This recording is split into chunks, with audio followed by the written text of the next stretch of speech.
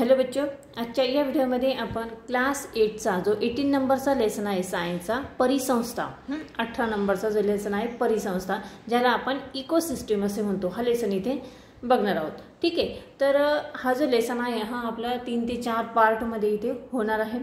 पहिल्या पार्ट मध्ये आपण या लेसनची जी प्रस्तावना आहे ती इथे बघणार आहोत आणि परिसंस्थेचे जे स्ट्रक्चर आपल्याला दिलेलं आहे, इकोसिस्टमचं जे स्ट्रक्चर दिलेलं आहे ते इथे बघणार आहोत।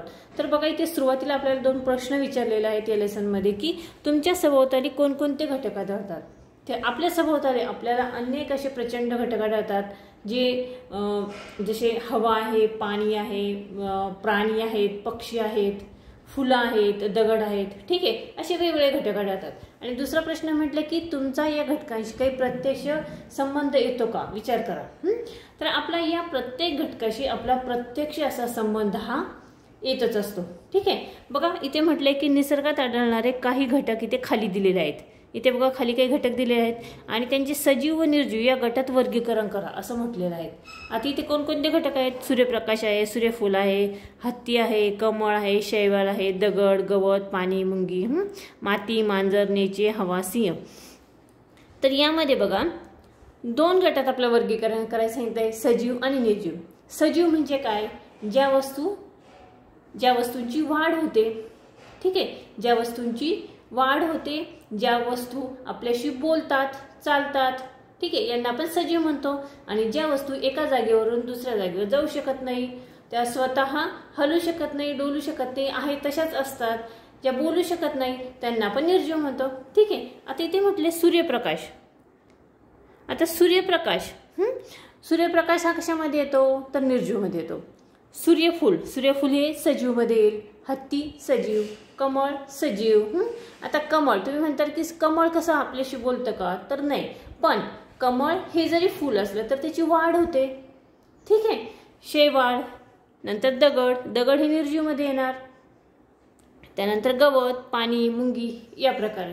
ठीक आहे, तर आपण इकोसिस्टम म्हणजे काय प्रत्यक्ष आपण इथे आता बघूया की परिसंस्था आपल्या सभोवतालचे जग हे 2 प्रकारच्या घटकांनी बनलेले असते। त्यामध्ये एक आहे सजीव आणि दुसरा आहे निर्जीव। सजीवांना जैविक घटक आणि अजैविक घटक, निर्जीवांना अजैविक घटक असे आपण म्हणतो।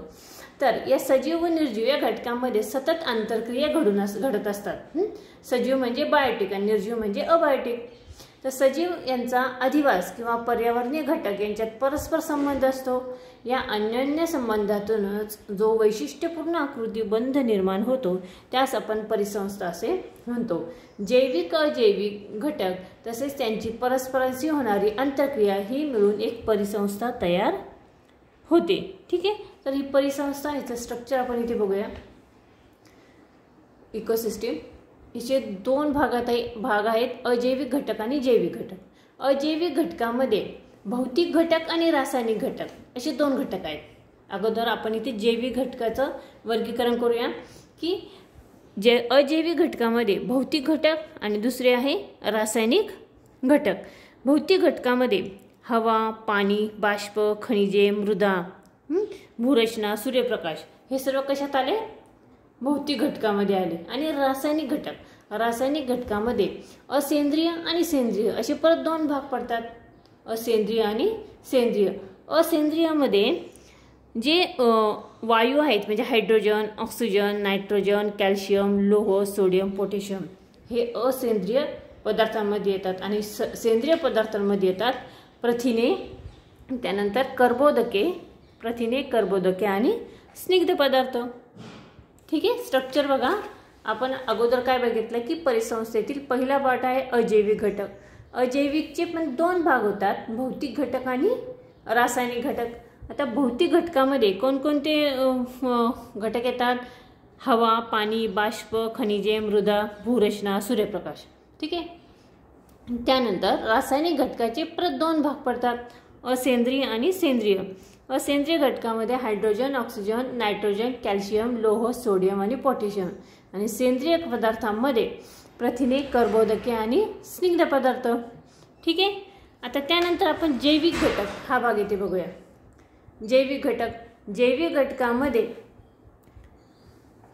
3 पार्ट पडतात बघा, एक स्वयंपोषी, दुसरं परपोषी आणि एक भक्षक.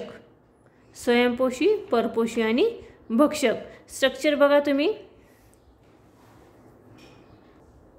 आता स्वयंपोषीमध्ये उत्पादक, त्यानंतर हिरव्या वनस्पती. परपोषीमध्ये विघटक आणि सूक्ष्मजीव. आणि त्यानंतर भक्षकमध्ये प्राण्यांमध्ये प्राथमिक भक्षक, द्वितीय भक्षक आणि तृतीय भक्षक. स्ट्रक्चर बघून घ्या.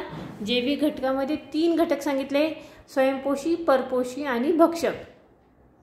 ठीक आहे. स्वयंपोषीमध्ये उत्पादक, हिरव्या वनस्पती.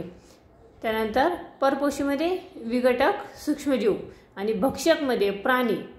ठीक आहे. भक्षकमध्ये प्राण्यामध्ये प्राथमिक भक्षक, द्वितीय भक्षक आणि तृतीय भक्षक. अशा पद्धतीने हा चार्ट आहे. आता हा जो चार्ट आहे, पूर्ण लेसनमध्ये आपण हा चार्ट इथे व्यवस्थितरित्या बघणार आहोत. ठीक आहे. तर तुम्ही हवं तर ह्या चार्टचं हे जो चार्ट आहे त्याचं स्क्रीनशॉट तुम्ही घेऊ शकता. परिसंस्था हे आपल्याला व्यवस्थित लक्षात येण्यासाठी हा चार्ट आपला लक्षात असणं महत्त्वाचं आहे. परिसंस्थेचे घटक. ठीक आहे. आता पुढे बघा, परिसंस्थेची रचना. हा जो टॉपिक आहे तो आपण इथे बघणार आहोत. परिसंस्थेची रचना. Structure of ecosystem. सजीवांना जगण्यासाठी अजैविक घटकांची गरज असते. तसेच त्यांची निर्जीव घटकांशी जुळून घेण्याची क्षमता वेगवेगळी असते. एखाद्या सूक्ष्मजीवाला ऑक्सिजनची गरज असते तर दुसऱ्याला ती नसते. काही झाडांना जास्त सूर्यप्रकाश आवश्यक असतो तर काही वनस्पती कमी सूर्यप्रकाशात म्हणजे सावलीत चांगल्या वाढतात. पुढे काय म्हटले बघा की परिसंस्थेतील प्रत्येक अजैविक घटक उदाहरणार्थ हवा, पाणी, माती, सूर्यप्रकाश, तापमान, आर्द्रता इत्यादींचा त्यातील सजीवांवर किंवा जैविक घटकांवर परिणाम होत असतो. एखाद्या परिसंस्थेत कोणते सजीव जगू शकतील आणि त्यांची संख्या किती असावी हे त्या परिसंस्थेतील अजैविक घटकांवर ठरत असते. सजीव परिसंस्थेतील हे अजैविक घटक सतत वापरत असतात किंवा उत्सर्जित करत असतात, म्हणून परिसंस्थेतील अजैविक घटकांवर परिणाम होत असतो. त्यामुळे त्याचा परिणाम परिसंस्थेतील इतर सजीवांवर देखील होतो. परिसंस्थेतील प्रत्येक सजीव त्या परिसंस्थेत राहताना, कार्य करताना विशिष्ट भूमिका बजावत असतात आणि या सजीवांची परिसंस्थेतील इतर सजीवांच्या संदर्भातील स्थान व तो बजावत असलेली भूमिका याला निश असे म्हणतात. उदाहरणार्थ बागेत वाढणारे सूर्यफुलाचे झाड ऑक्सिजन हवेत उत्सर्जित करते व मधमाशा, मुंग्या इत्यादी कीटकांसाठी अन्न व आसरा पुरवित असते. ठीक आहे. तर इथे बघा एक स्ट्रक्चर दिलेलं आहे. परिसंस्थेतील घटकांमधील आंतरक्रिया. बघा आता ही जी आकृती आहे ती आपण इथे व्यवस्थित समजून घेऊया की इथे बघा मधोमध ती उष्णता. ठीक आहे.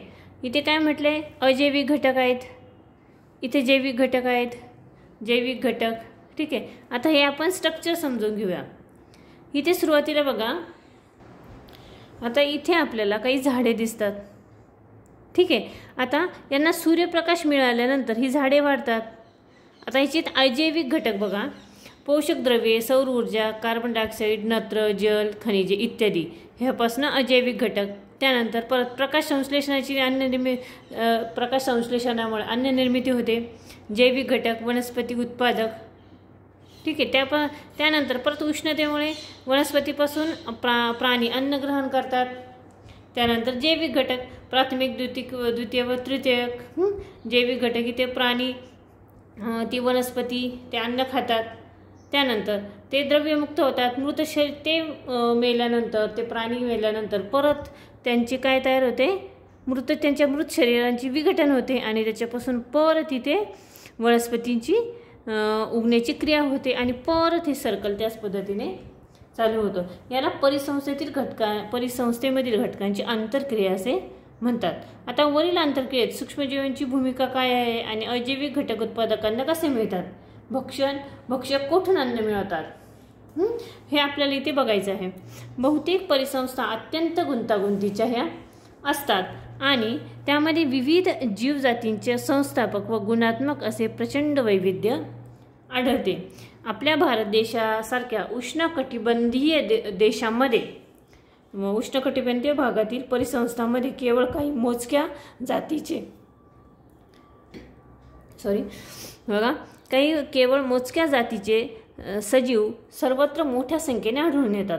उरलेल्या बहुतेक वनस्पती व प्राण्यांच्या जातीची बरीच कमी संख्या असते।